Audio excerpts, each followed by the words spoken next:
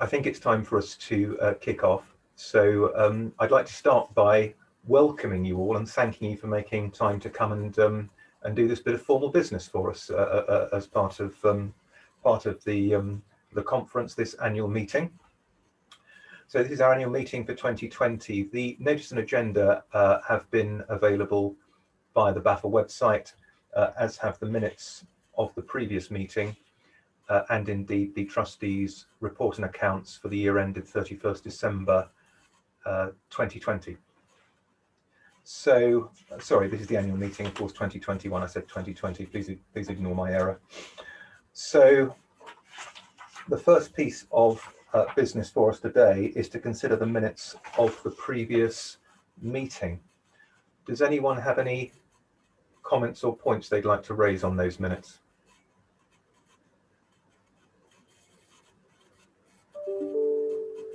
That silence is music to my ears, so I'm going to go straight to a resolution now. This is a resolution that we accept the minutes as provided via the BAFA website. Tegan, do we have a vote available for this?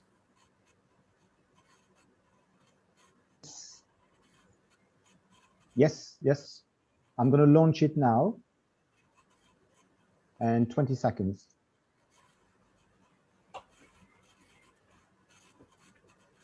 Please vote.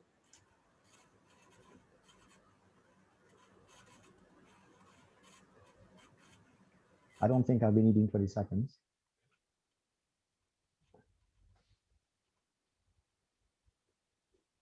There we are. There we are. Okay. Excellent. So I'm going to declare that that was past NEMCON. Thank you very much, everybody. The second item on our agenda is matters arising from the minutes. I don't see any matters arising from my reading of the minutes, and nobody raised any comments. So, with your permission, we'll carry on to item number 3.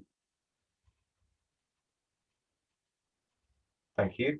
Okay, item number 3 is for this meeting to receive the trustees' report and accounts. As I said, that has been made available via the BAFA website for you to view. We don't need a resolution on this, it's simply for the meeting to receive the report and accounts. But while we're on this item, would anyone like to make any comments or ask any questions?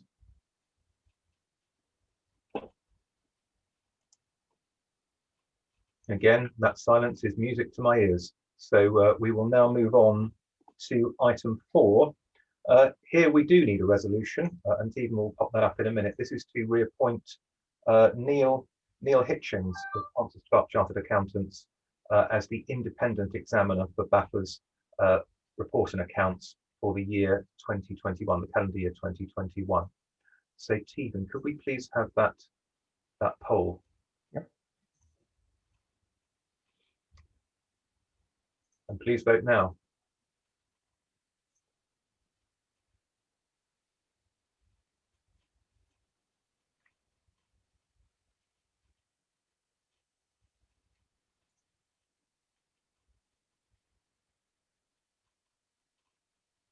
Thank you. I'm going to declare that resolution passed as well at NEMCON. We now move on to the section on equality, diversity and inclusion reporting. And for that, I'm going to hand over to our Vice President with special responsibility in this area, Stuart Smith. Stuart, over to you.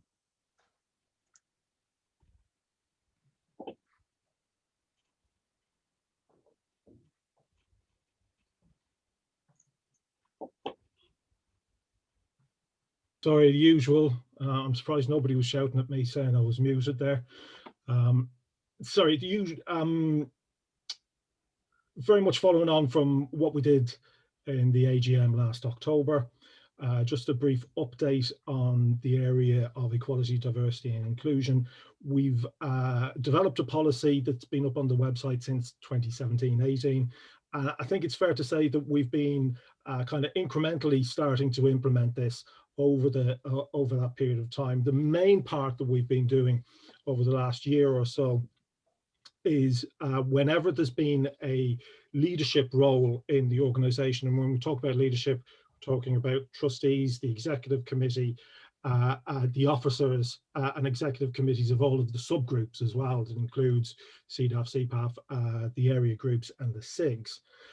So whenever one of those roles becomes available, we now advertise it on the BAFA website, through the newsletter, etc., with at least a month's notice for expressions of interest to come through.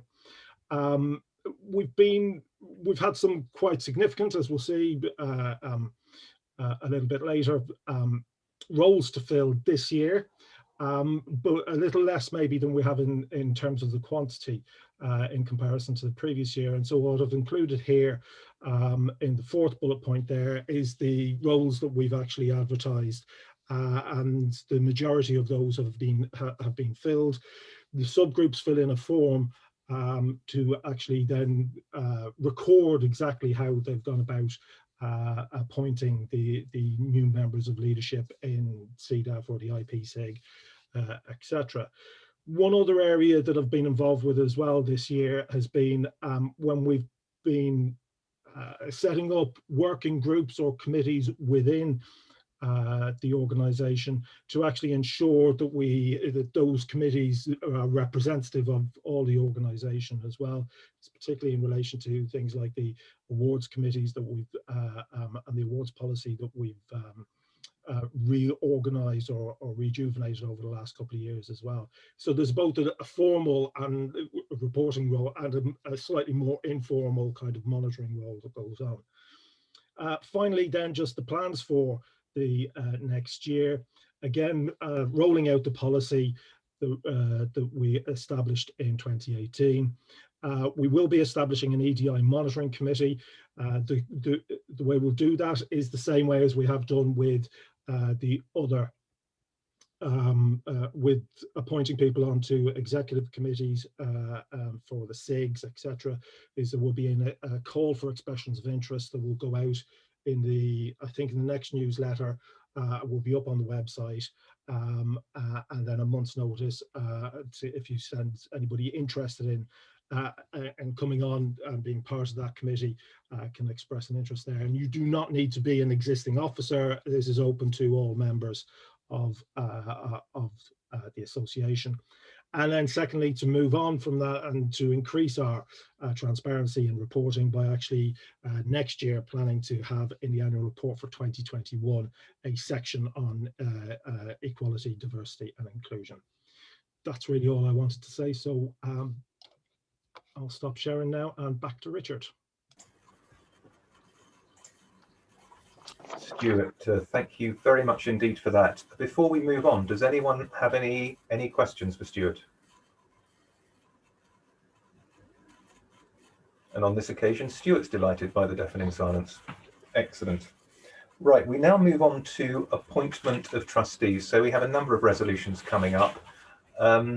When we get to the non-executive trustee appointments, I need to make a longer introduction, but I think what we'll do first is deal with the simple case, which is to vote on a resolution to appoint Suman Lode to be an executive trustee and treasurer of BAFA for a period of 3 years starting on the 1st of May.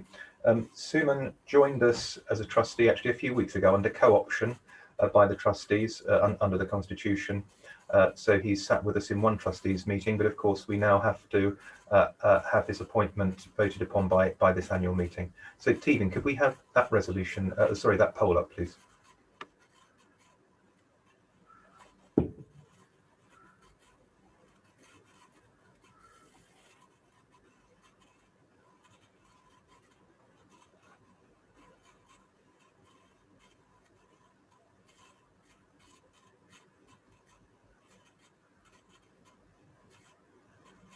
Super. I'm going to declare that resolution to be carried, NEMCON, as the others. Right.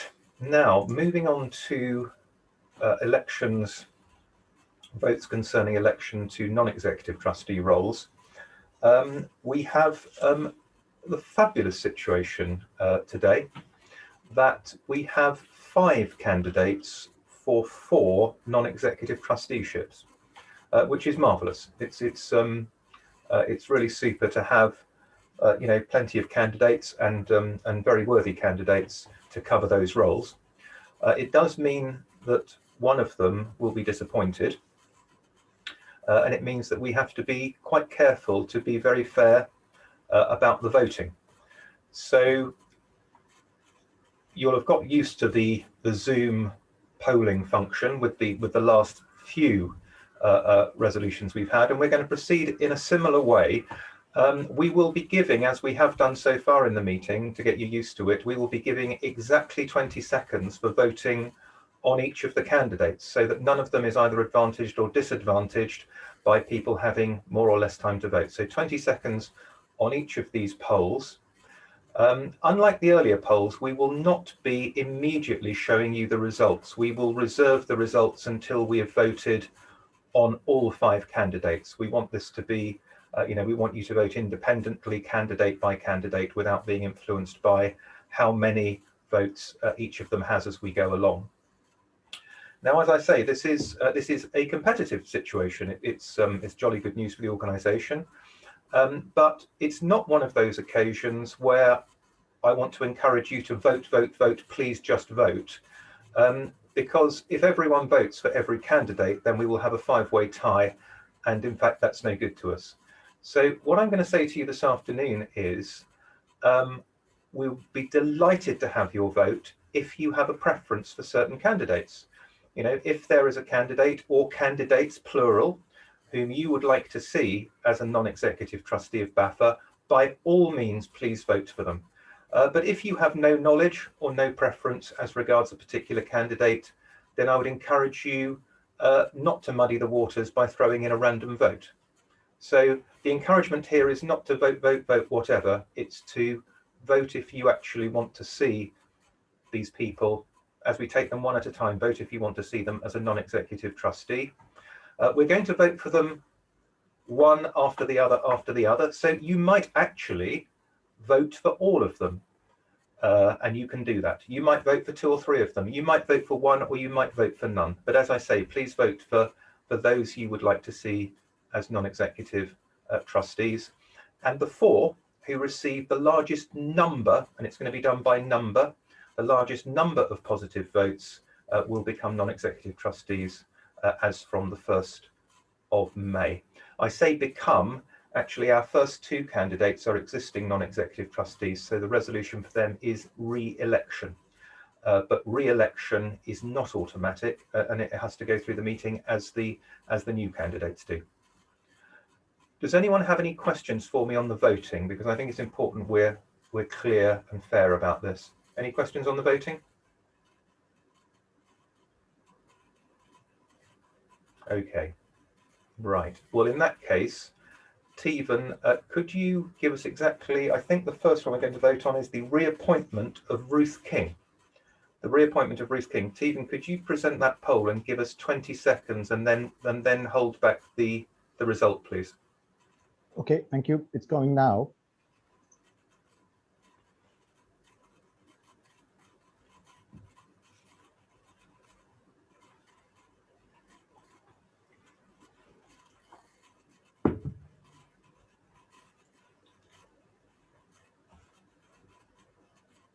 Two seconds. Stop. Okay.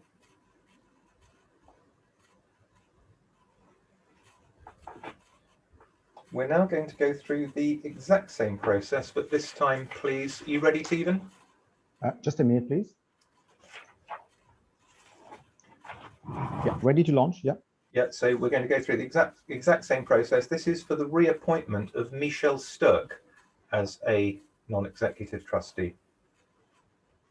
Coming.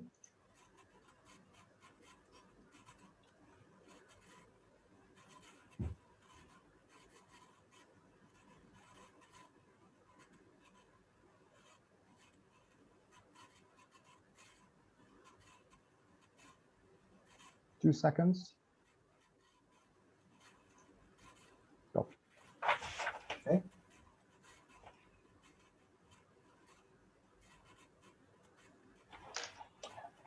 Now well, Tevan, let me know when you're ready, but the next vote, the next poll that comes up will be on a resolution to appoint as a new non-executive trustee to appoint Robin Jarvis.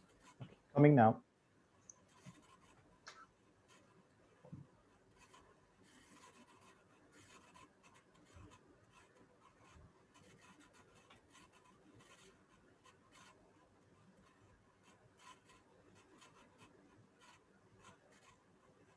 Few seconds.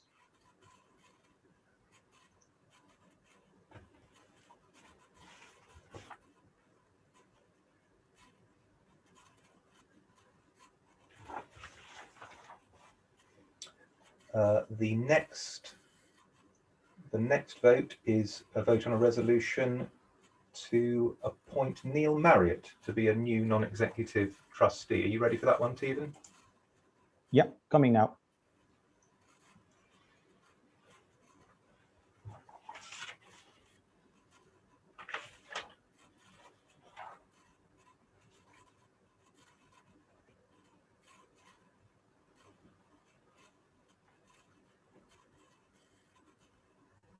Ready? Stop.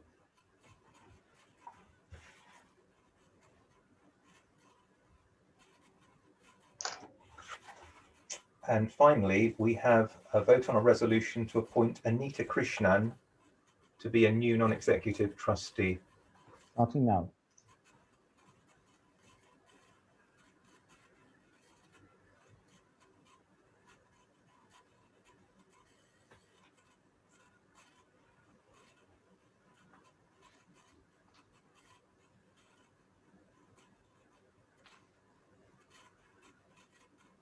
Stop.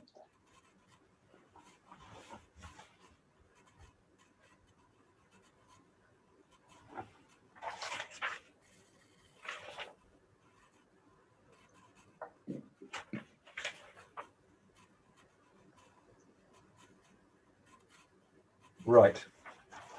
Stephen, I've been noting down the results I've been able to see on my screen, but are you going to pass me the official version? Yes, I'm going to send you by text, by the chat box. Okay.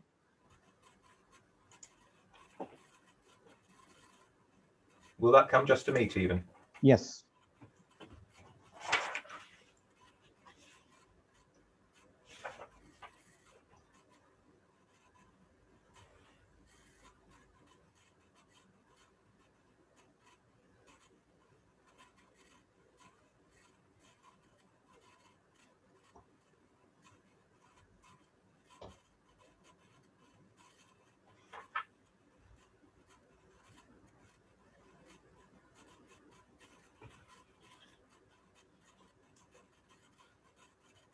Oh.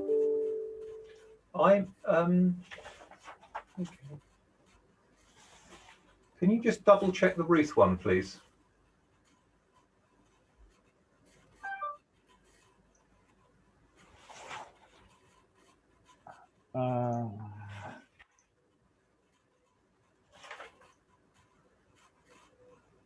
Actually, it doesn't make any difference. We're in agreement, but the difference I've got with you on that doesn't make any difference, so that's fine. Okay. Okay. So I'd like to announce to the meeting that each and every one of these candidates received a majority vote in favour of them being a non-executive trustee. So thank you to all of them for standing, and clearly you're recognised by the society as worthy all of you of being non-exec trustees. So whilst it's good to be spelt for choice, I suppose it's a shame I now have to tell one of you that you won't be. So those who have been elected to serve are Ruth King, Michelle Stirk, Neil Marriott, and Anita Krishnan. Do you agree, Stephen? Yes, I confirm. Yes, that's correct numbers. Yes. There we are. So, and thank you to the meeting for your patience and forbearance in following us through that process. Right, that brings us to any other business on the agenda. I'd just like to ask the General Secretary, Ian, do you have any other business that's been apprised to you? No, I haven't. Or to you, Tevan, as president? No, none's been sent to me. No, we have a. We will have a bar prizes just afterwards. That's all. Indeed, indeed. Now, it's my duty soon to hand over to the bar prize to the editors of Bar for them to apprise you of who've won their paper prizes this year. Before I do that, just 2 or 3 things I would like to say, and actually the first of them does concern the joint editors of Bar, Alan Lowe and Nathan Joseph. They are soon, at the end of this month, to step down as joint editors to be replaced by Jason Xiao and Wenxuan Hu.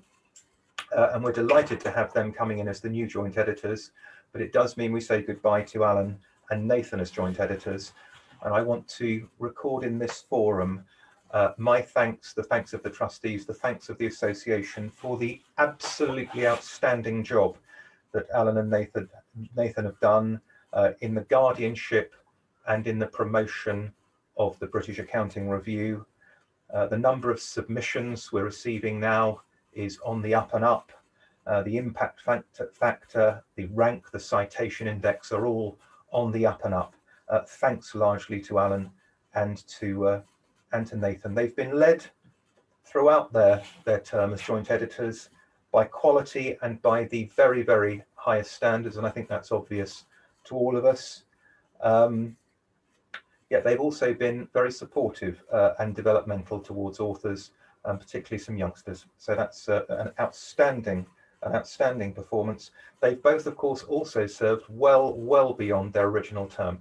But I'd like to record our profound thanks to them for the outstanding job they've done for our society and for our journal. The second, and I should mention also, sorry, that we're not saying goodbye to Nathan entirely as regards the editorial office, because he has kindly agreed to stay on to advise and mentor the new joint editors for a short period in the role as past joint editor and advisor. So thank you to Nathan for that as well. Today, one of our fellow trustees is stepping down, and that is Dr. Rhoda Brown, and I would like to publicly express my thanks and the thanks of the trustees to her for her outstanding contribution as a non-exec trustee, for her immense professionalism and hard work, for her 120% reliability in absolutely everything, her care for BAFA and for our younger constituencies, for our discipline, and being an enormous support to all of the trustees and other members of the organisation. So our thanks to Rhoda. And finally today, I want to say thank you in memoriam to Geoffrey Uniman, whom we tragically lost far too young in November last year. When I first became involved in the BAFA leadership, Geoffrey became a mentor to me and helped me enormously to settle in and learn what I should and shouldn't be doing, and that sort of good stuff. And we continued as friends. I'd like to thank him for that. I'd like to thank him on behalf of the trustees, I think on behalf of all of us, for his outstanding contribution to BAFA and our discipline and our community. He was an outstanding scholar. He was a man of rare erudition and wit, and he was one of the most charming and generous men that any of us could ever hope to meet. And he'll be long missed by me, and I think long missed by many of the people in this meeting. So our profound thanks to Geoffrey, and regret that we have him with us no more. Yeah, I'd like to agree with Richard on 2 things, because first of all, Rhoda used to work on FARSIG and she did a wonderful job. And also I passed on the British Accounting Review to Nathan and Alan, and they've done a very, very good job as well. So I'd like to thank all 3 of those. I agree with you, Richard. Thanks, Mike. Right. Well, having said that, it's now time to hand over to Nathan. I don't know if Alan's with you as well, or I suspect. No, I'm the only one here. Yeah, I think Stephen has his hand up, Richard. Oh, Tevan, sorry. Yeah, I just wanted to say firstly, perhaps to Richard as well for his contributions, because Richard is also stepping down, obviously, after this as chair of the trustees, and to really acknowledge his extreme great contribution to the BAFA and to the management, to the trustees, and to the leadership of BAFA. So I couldn't let that one go, sorry. So I said, let's make sure that we recognize Richard's contribution as well. Thank you, Richard. Thank you, Stephen. That's very, very kind of you. I thought I was going to get through without it, but well done. So now I'm going to hand over. That completes our formal business for the annual meeting. And of course, there'll be another annual meeting in 2022. And as regards that, we look to Ian Crawford, the General Secretary,